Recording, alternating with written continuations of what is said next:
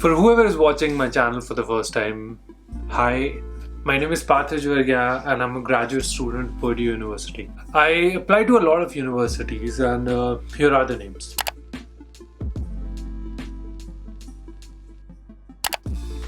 A lot of people, and I mean a lot of people in comments and in my email asked me why I chose Purdue over TUTELF. The reason why they asked this question is because TUTELF is one of the top 5 universities in the world of civil engineering. If you didn't figure it out by now, well, I studied civil engineering in my bachelor's and I was looking for the same discipline as my bachelor's course. In my bachelor's thesis, I studied risk management of tunneling project, and this led me to choose construction management as my choice of study for my master's degree. Now, while I was looking at the courses, I had few preferences, or I would say criteria to prioritize my decisions, and I had following countries in my list to choose from: US, Canada, Germany, Singapore, Hong Kong, and Sweden. I also forgot Netherlands, that's where TUTELF is. The single reason why I eliminated Singapore and Hong Kong in the first round was because of the language barrier. While I was studying in Thailand for my undergrad studies, I realized that language barrier is a huge deal, and it's a much bigger deal than we think or we presume, especially in the Asian countries. Now, this might not be completely true for the most of the courses such as CS or management courses, economics courses, but for all the core branches where you really have to interact with the local labor force, it's essential for you to learn the local language.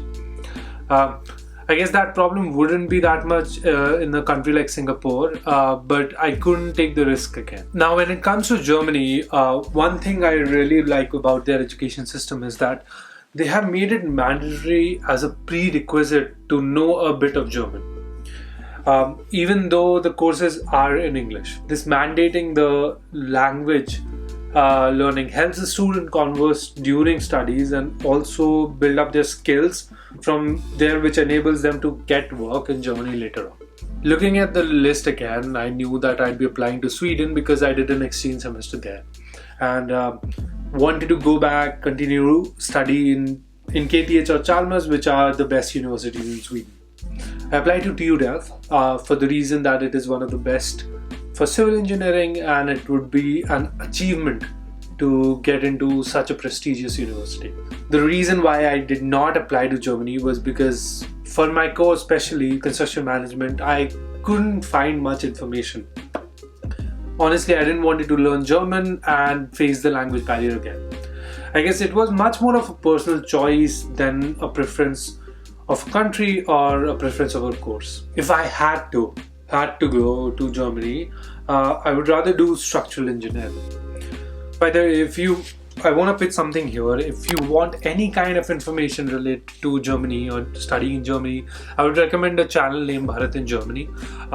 He's a friend of mine. His name is Bharat Chaudhary. He's making videos related to anything related to Germany, studying in Germany, living in Germany. You should check it out definitely. I'll leave that link in the description. Now, if you look at the list again, it leaves me with 2 countries, US and Canada. There's some great universities in Canada such as University of British Columbia, University of Waterloo, McGill, and University of Toronto. But I couldn't find my course. Also, it's a little too cold for someone who's from a hot summer region in India. I know this might not seem as strong as a reason to discard, but I guess the clear explanation of prioritizing US and Sweden was because of a prior link. Let me explain how.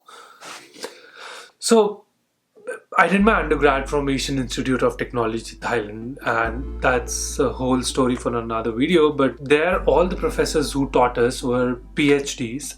They studied previously in an American university, and I guess that instilled in me and my friends the education process, the thought process.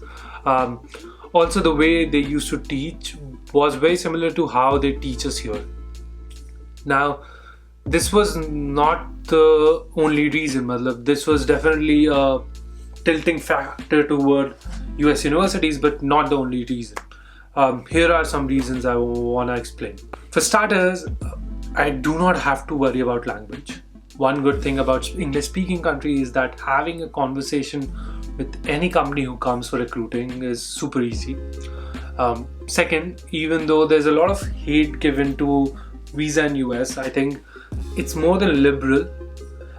If you study here, if you do masters, if you do undergrad, you get 3 years of work visa through STEM extension, which honestly is amazing. Third, the pay after you finish your masters is high, even with the cost of living. If you ever want to compare cost of living for any country, I would recommend, rather than going for absolute values, go for percentages. For example, if I'm spending my income after taxes, I'm spending 40% here, and in Australia or Hong Kong I'm spending 55%. Obviously US is better to save more money. Again, these are just examples and these could not be the exact numbers. Fourth, and the obvious one, that a lot of civil industry has grown from the US, similar to how a lot of automotive has grown out of Germany, or how there are a lot of great courses of environmental engineering out of Nordic countries. I also knew that I did not want to do PhD after my masters and wanted to work, which is how I optimized my priorities and made a final choice. I could have chosen Europe. I would have preferred Europe if I wanted to do PhD later on. If you'll ask me why I don't have Japan or Australia or New Zealand on this list, well, Japan is not an English speaking country, and Australia and New Zealand is just too far. It's just a personal preference. Now, since I've made my choice and the video says why I chose US over the others, I'm pointing out the negative about the other countries. But if given a chance and the language barrier wasn't there, I would be more than happy to choose Europe over US, because first of all, high standard of living, gun control is there, and better food regulations if that matters to you. It is true that not all the areas are safe in the US and there's no gun control, but in the end, I guess there's not any ideal place in this world where everything fits perfectly. If you find one, do not forget to let me know. I think that sums up the video for this week. I hope my experiences will maybe motivate you, maybe make your decisions clearer, and help you make a better choice. Thank you so much guys for watching this one. Until then,